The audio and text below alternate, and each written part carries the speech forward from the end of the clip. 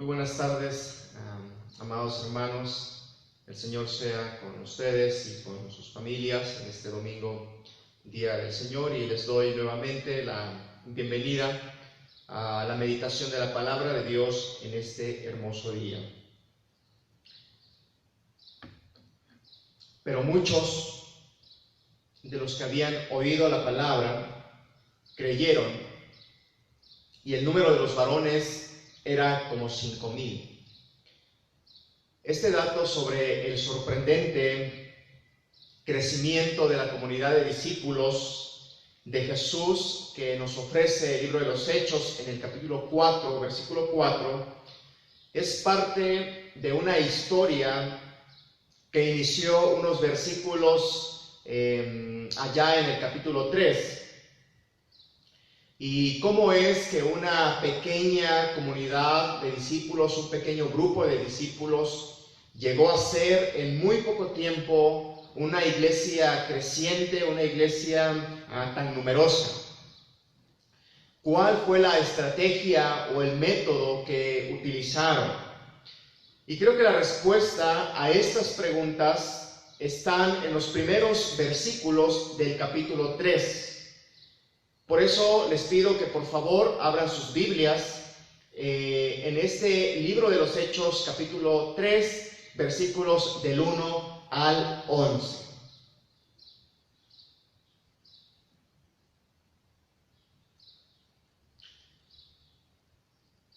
El relato que nos ocupa se ubica unos días después del Pentecostés. Y antes de continuar, les pido que por favor pidamos la dirección de nuestro Dios. Padre, en esta hermosa tarde te damos gracias por la vida y por tus dones, Señor, inefables con cada uno de nosotros, por el don de tu palabra. Permítenos recibirla, Señor, con gozo en nuestros corazones y que abunde en nuestra mente, para gloria tuya y para bendición de nuestras vidas. En el nombre de Jesús nuestro Salvador. Amén.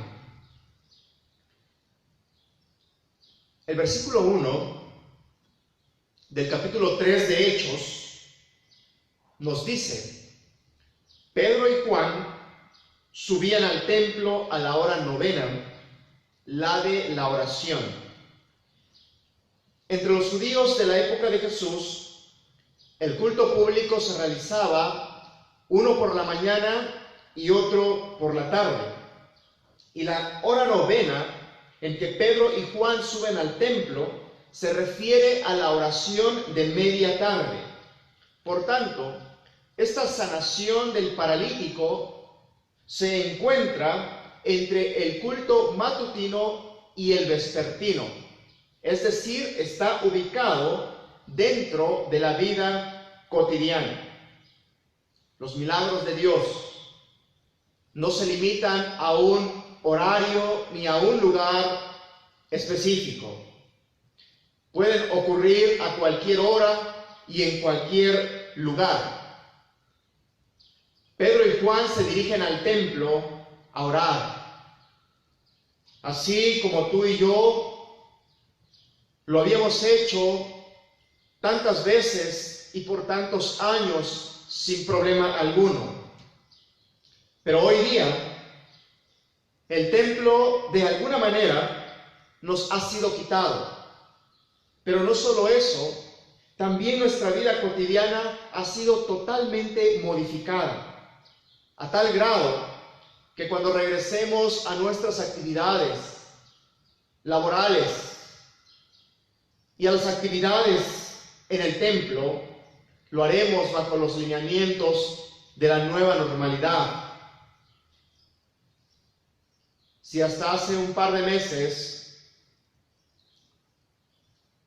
tu vida y mi vida cotidiana no presentaban ninguna novedad en nuestra vida personal, nuestra vida familiar o en nuestra relación con Dios, hoy se nos ofrece una oportunidad para hacer algo nuevo y diferente.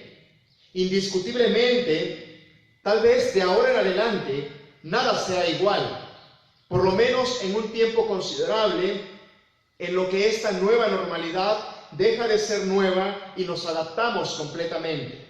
Sin duda alguna, para la historia universal, hoy se está escribiendo una nueva historia. También para muchos de nuestros familiares y de nuestros amigos, nunca nada será igual. Esta crisis ha causado un sufrimiento que difícilmente van a olvidar. Pero a través de esta crisis, Dios ha trastocado nuestra cotidianidad y nuestra vida cúltica para que muchas sanidades de todo tipo puedan ocurrir. Versículos 2 al 4 nos dicen lo siguiente: y era traído un cojo de nacimiento, a quien ponían cada día en el templo que se llama La Hermosa, para que pidiese limosna de los que entraban en el templo. Cuando vio a Pedro y a Juan que iban a entrar en el templo, les rogaba que le diesen limosna. Pero Pedro, con Juan, fijando en él los ojos, le dijo: míranos. Cada día, nos dice el versículo 2, es decir, un día como cualquier otro. Hasta el momento, para el paralítico, que es una mejor traducción de cojo, las cosas han transcurrido normalmente, como todos los días. Es llevado y sentado fuera del templo, y este día espera que algunas personas, movidas por la misericordia o por alguna otra cosa, le arrojen unas cuantas monedas. Por su parte, Pedro y Juan, también para ellos es un tiempo ordinario. Es día de oración y ellos suben al templo. Y así las cosas pudieron haber concluido en este día, normales como siempre y como tantos días. Pero algo sucede. Algo que cambiará por completo las cosas. Algo fuera de lo planeado. Y todo lo que está a punto de ocurrir empieza por un gesto, por una acción simple y básica. El texto nos dice que Pedro fijó sus ojos en el paralítico.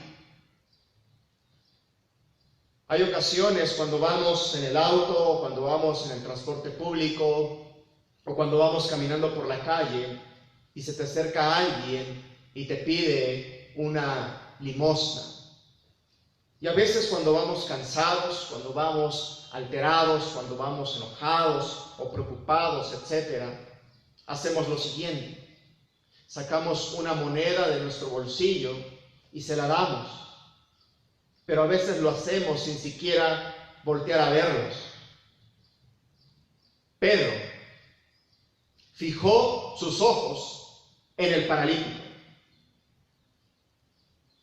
Muchos vivimos una vida marcada por la normalidad, marcada por la rutina, marcada por las experiencias dolorosas de hace algún tiempo, a tal grado que difícilmente rompemos con ella, y se vuelve tan normal que nos cerramos a la posibilidad de una nueva realidad. Pero si tan solo fijáramos nuestra mirada en esos detalles que ocurren todos los días, detalles que siempre han estado ahí, es posible que un cambio radical ocurra en nuestras vidas. Por otra parte, cuando algo fuera de lo planeado nos ocurre, necesariamente viene una reacción de nuestra parte. Y a quien es obsesivo por querer controlar todas las cosas, siempre le es más difícil el poder recibir positivamente algún cambio inesperado. Sin embargo, cuando algo está fuera de lo planeado,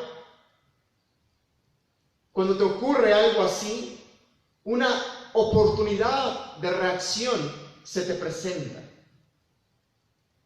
Muchas cosas nos ocurren en la vida que no planeamos. Desde cosas muy pequeñas hasta cosas demasiado grandes, trascendentes, que llegan a cambiar todo el sentido de nuestra vida. Por ejemplo, tal vez una mañana no planeaste que al levantarte tu auto no arrancara y eso te desajustó todo el día. O tal vez mucho menos planeaste que alguien en quien confiabas y en quien habías depositado toda o gran parte de tu vida y en quien tenías grandes expectativas, un día, de buenas a primeras, te dice que ya no camina más contigo. Decide abandonarte y te traiciona. Esto estaba totalmente fuera de tus planes y ahora ha desajustado por completo tu vida. Y quizá lleve años y años para que esto pueda volver de alguna manera a la normalidad. Pero sea una cosa o sea otra, estas experiencias no planeadas que nos ocurren necesariamente nos llevan a tomar decisiones y algunas de esas decisiones son bastante importantes. Y siempre son la oportunidad para internarnos en una nueva forma de vivir. Versículos 5 y 6. Entonces él les estuvo atento, esperando recibir de ellos algo.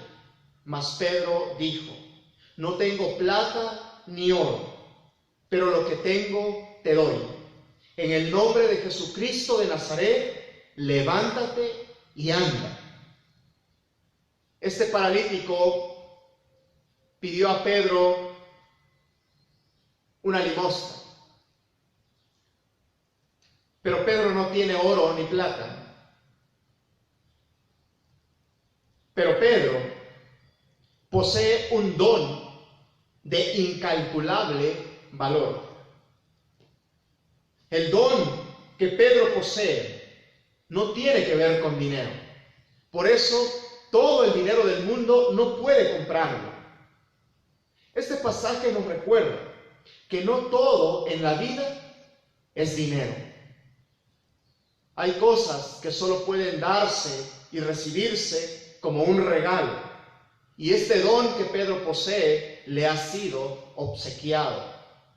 Tenemos un dicho que dice: todo tiene su precio.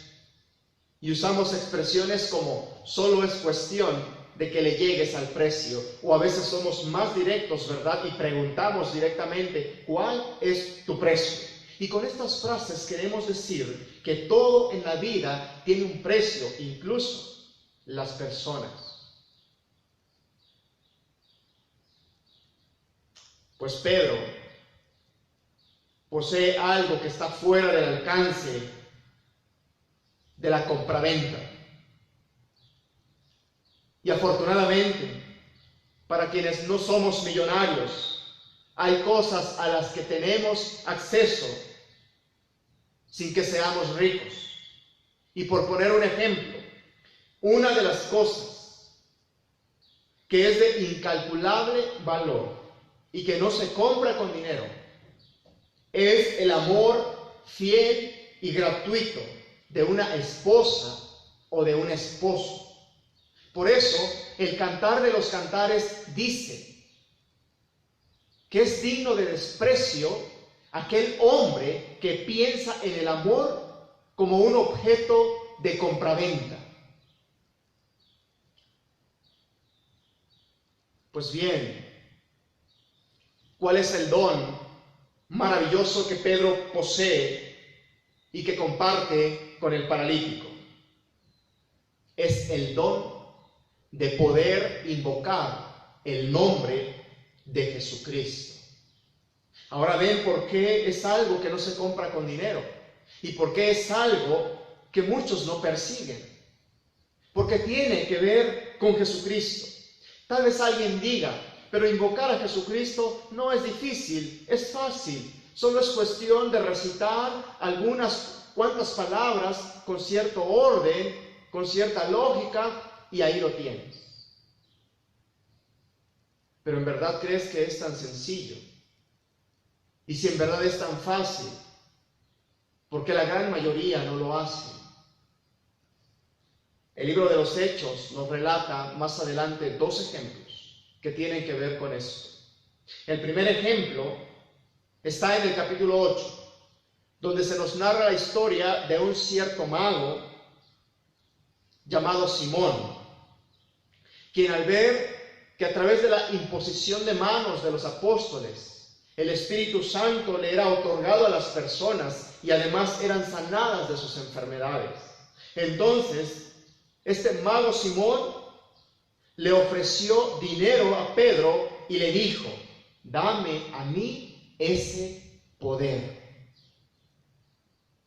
Entonces Pedro le dijo, tu dinero perezca contigo, porque has pensado que el don de Dios se obtiene con dinero. Y de ahí proviene el pecado de simonía, que consiste en comerciar con las cosas espirituales y religiosas, como los sacramentos o los cargos eclesiásticos. El segundo ejemplo lo encontramos un poco más adelante en Hechos 19. En esta ocasión se trata de unos exorcistas ambulantes, quienes intentaron invocar el nombre de Jesucristo sobre un endemoniado. Sucedió que el espíritu malo le dijo, a Jesús conozco y sé quién es Pablo, pero ustedes, ¿quiénes son? Y el demonio saltó sobre ellos, los sometió y los envió desnudos y heridos. Hoy día en nuestras iglesias, invocar el nombre de Jesucristo se ha vuelto algo cotidiano. Lo hacemos casi de manera automática y a veces hasta de manera obligada en la liturgia de cada domingo y cada que celebramos un culto. De tal manera que se corre el riesgo de limitar esta gran bendición a solo un punto del orden litúrgico. Pero por el contrario de esto, es una gran bendición de un valor incalculable el poder invocar el nombre santo de Jesucristo sin que alguno de nosotros sufra alguna experiencia como la de estos hombres mencionados. Si tú has invocado alguna vez el nombre de Jesucristo y has hallado respuesta, debes recordar que es solamente porque se te ha obsequiado, porque es un don que se te ha otorgado. Pero si nunca lo has hecho, si nunca has invocado el nombre de Jesucristo en tu vida o en la vida de tus familias, puedes hacerlo. No hay problema alguno. No te preocupes si no tienes dinero, porque no es necesario. Versículos 7 y 8. Y tomándole por la mano derecha, le levantó, y al momento se le afirmaron los pies y tobillos, y saltando se puso en pie y anduvo, y entró con ellos en el templo, andando y saltando y alabando a Dios. A la invocación del nombre de Jesucristo le acompaña un gesto, el tacto comunicativo. Por supuesto que se ha invocado el nombre de Jesucristo, pero también hay un hombre que extiende su brazo para comunicar ese poder divino. Esto significa que a quienes se nos ha otorgado el don de Dios de invocar el nombre de Jesucristo en favor de otros, también debemos estar listos para constituirnos en esos medios a través de los cuales el poder de Dios se comunique a aquellas personas. Y ahí está Pedro, extendiendo su mano derecha. Hoy, precisamente, el contacto físico también nos es impedido. Pero el contacto físico solo es una forma, solo es una manera de mantener contacto con las personas, con nuestras familias, con la iglesia de Jesucristo. Podemos estar en contacto con ellas y con ellos a través de la oración, a través de los cultos en nuestras casas.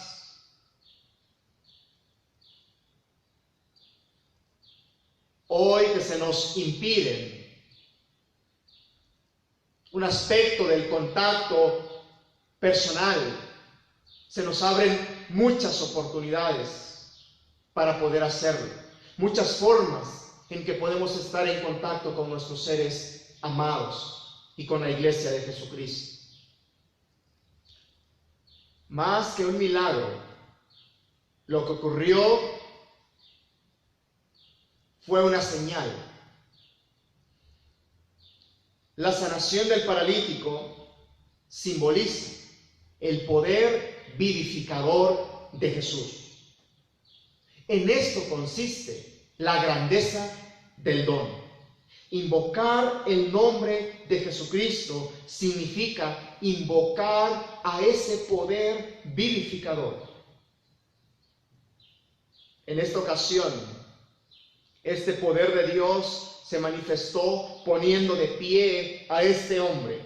Pero esto es solo un símbolo, porque el poder de Jesucristo puede sanar cualquier clase de enfermedad.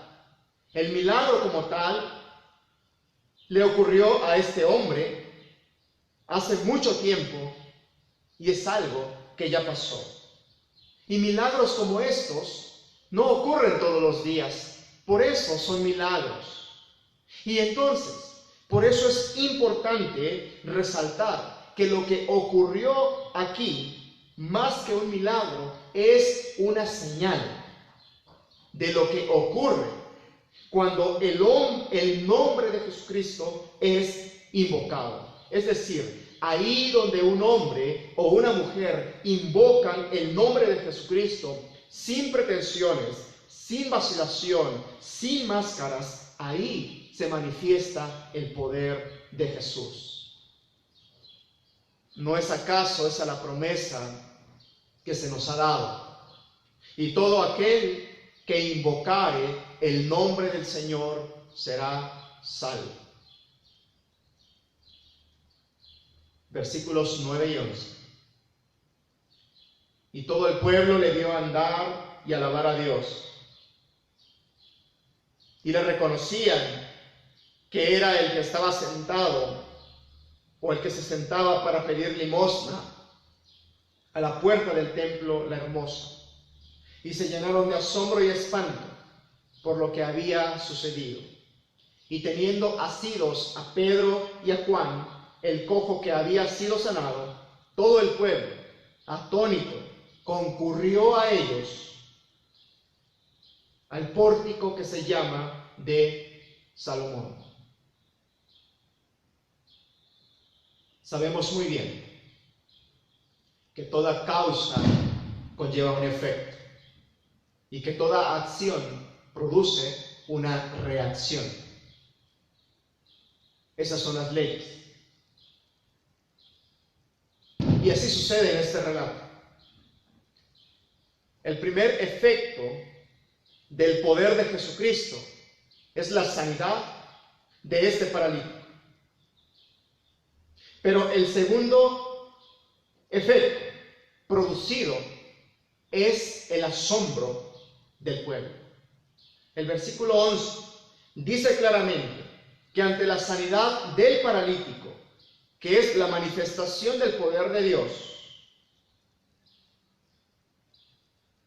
y también esto que los discípulos hacen de invocar el nombre de Jesucristo, produce que las personas vengan a ver qué es lo que está ocurriendo. Ese poder de Dios que desciende sobre los discípulos para que hagan la obra de Jesucristo es lo que causa el asombro de las personas e inevitablemente causa algo que llama la atención de las personas, porque así es el efecto del poder de Jesucristo. Y cuando el poder de Dios se manifiesta sobre sus discípulos, algo grandioso está por suceder. Y creo que lo que va a ocurrir es el milagro más grande que lo que ya se ha realizado. Por tanto, mira a Dios en los detalles de tu vida diaria. Fija tus ojos en el momento y en las circunstancias que te rodean. Invoca a Jesucristo y que su poder vivificante reafirme tus pies, te levante, te ponga de pie frente al camino nuevo. Arregla lo que tengas que arreglar en tu vida y adora a Dios. Pero adora a Dios de una manera que la gente lo vea. Adora a Dios de una manera que sea un testimonio y que la gente venga a ver qué es lo que sucede. Que la gente vea cómo haces y cómo adoras a Dios. Comparte este maravilloso don con otros. Sé para las personas que te rodean un testigo vivo de lo que el poder de Jesús puede hacer en tu vida. Amén. Oremos. Señor, gracias por tu palabra que nos recuerda el poder de invocar tu nombre. Señor, te pedimos